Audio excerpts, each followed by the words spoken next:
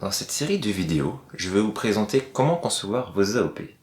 Mais avant de les concevoir, il va falloir parler des modèles de transistors que nous allons utiliser. Nous allons utiliser les transistors MOS de la technologie SkyWater en 130 nanomètres.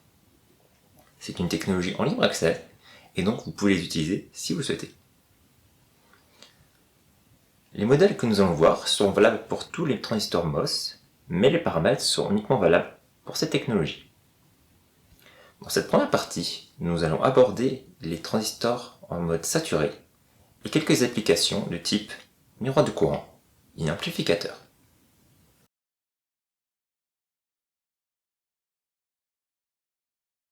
Dans du silicium, il y a deux types de domaines, ceux de type P et ceux de type N.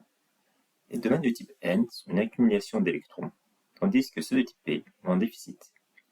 Le courant peut conduire librement dans un domaine distinct, mais ne peut pas les traverser. Voici un transistor de type N. Il est fait dans un caisson de type P. On a placé une grille qui commande le transistor entre les deux régions de type N. Les transistors de type P, quant à eux, sont placés dans un caisson de type N. Le fonctionnement est simple. Les électrons sont une charge négative et sont donc attirés par la charge positive. Quand une tension positive est placée sur la grille, les électrons sont attirés. On a la création d'un canal de type N. Et les deux régions sont donc conductrices. Quand la tension est supérieure à la tension de seuil, le canal est créé. À noter que la tension du caisson doit être plus faible que ceux dans les régions N, car on a présence d'une diode et le courant passerait sinon. Pour concevoir un circuit électronique, on a la possibilité de jouer sur la taille des transistors, soit en augmentant la largeur, ce qui augmentera le courant qui passe, soit en augmentant la longueur, ce qui diminuera le courant qui traverse les transistors.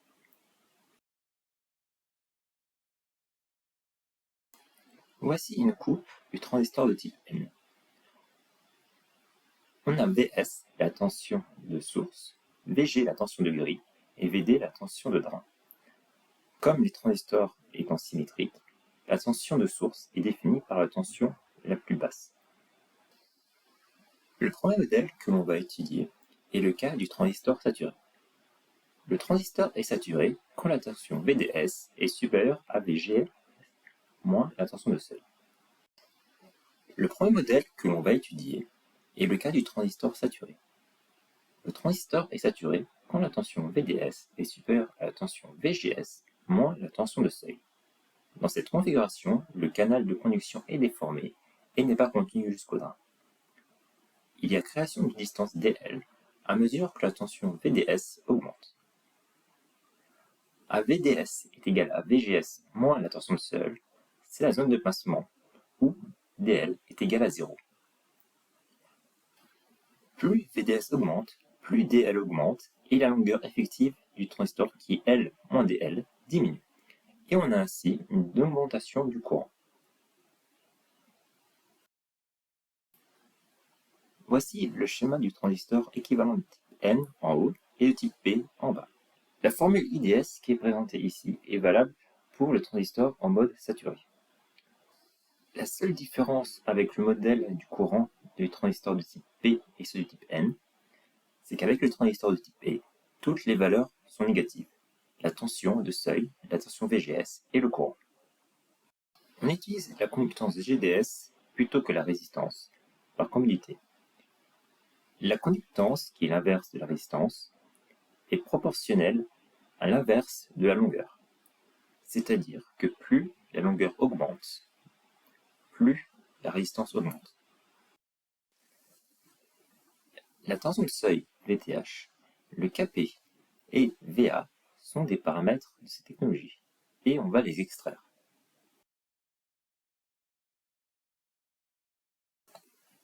Voici une simulation du transistor N de largeur de 1 micromètre et de longueur identique. Les simulations avec le modèle fourni par SkyWater sont très précis, et on va considérer que les transistors se comportent de cette manière en réalité. Pour vous donner une idée de la précision, le modèle fourni par SkyWater contient environ 20 000 paramètres. Vous pouvez voir en bleu le courant qui traverse le transistor en fonction de VGS. En bleu, le modèle fourni par SkyWater et en orange, le nôtre. Pour notre modèle, on a pris un VTH qui est égal à 0,47 volts et un Kp qui est égal à 210 microvolts par volt carré. Et voici l'erreur en pourcentage de notre modèle par rapport au modèle fourni par SkyWater. Notre modèle est précis pour les tensions VGS courant.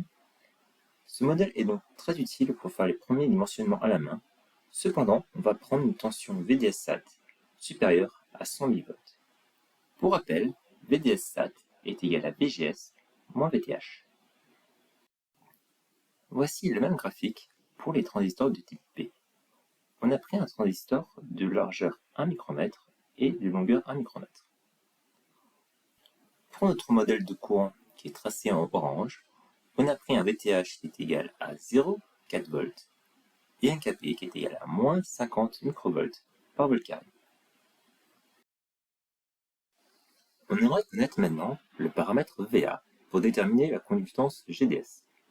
Pour cela, on trace le courant IDS en fonction de la tension de drain avec une tension de grille fixe.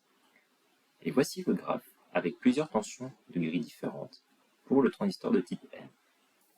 La dérivée du courant en fonction de VDS, c'est la résistance, qui est égale aussi à 1 sur GDS.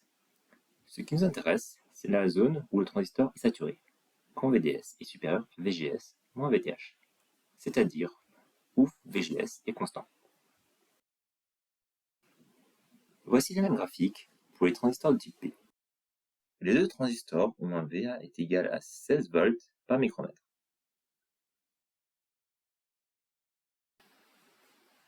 Le miroir de courant est une fonction élémentaire qui permet de copier le courant d'une branche vers une autre. Le courant est dépendant de la tension VGS. Comme la tension de grille est la même, et si les deux transistors sont identiques, les deux courants qui les traversent sont donc égales. Si la largeur du transistor qui copie est X fois plus grand, le courant sera X fois plus grand. Par contre, la longueur doit rester identique, car la tension de seuil varie en fonction de la longueur du transistor, et le Kp aussi. Et voici le rapport de courant en fonction de la taille des transistors. Le transistor qui reçoit le courant a une largeur de 3 micromètres et une longueur de 3 micromètres. Pour les transistors qui copient le courant et qui ont une longueur de 3 micromètres, le rapport de courant est très proche de ce qui était prévu. Par contre, avec une longueur différente, les rapports de courant ne sont pas égaux à ce qu'on attendait.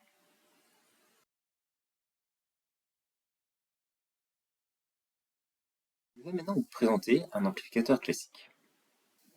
On cherche le gain de l'amplificateur, soit la tension VD, sous une petite variation de tension de grille, autour d'un point de polarisation.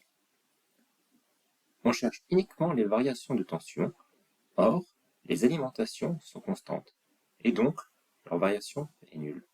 C'est comme si on passait R à la masse à côté de GDS. On va tout d'abord calculer Gm, qui est la transconductance du transistor, qui est calculée par la dérivée du courant par rapport à VGS.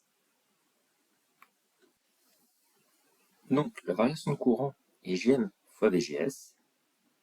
Si on prend le courant qui va vers le drain, qui est égal à moins Gm fois VGS. R est égal à 1 sur GDS plus 1 sur R. Comme le but est de faire un ampli de tension, on cherche à générer le plus de variations possible. Et donc 1 sur R est de même ordre de grandeur que GDS.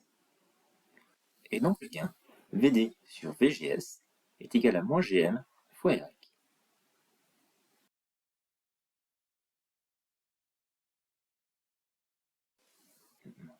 Et je vais terminer par vous montrer l'amplificateur qu'on appelle suiveur.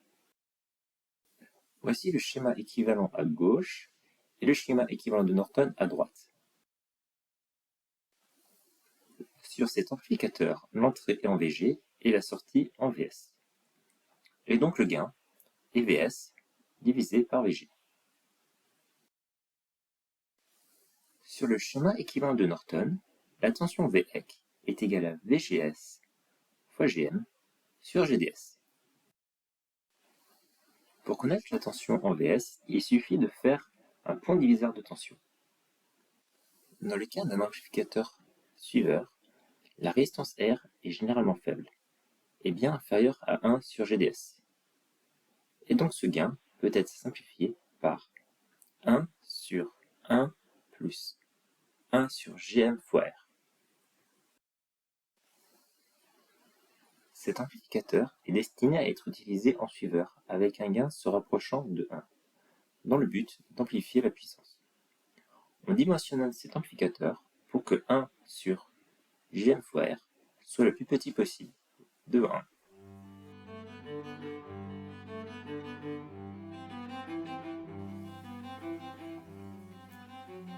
Je vous ai présenté un modèle simple avec ses paramètres des transistors de 130 nanomètres de Skywater, ainsi que quelques fonctions basiques. Vous êtes maintenant prêts pour la suite.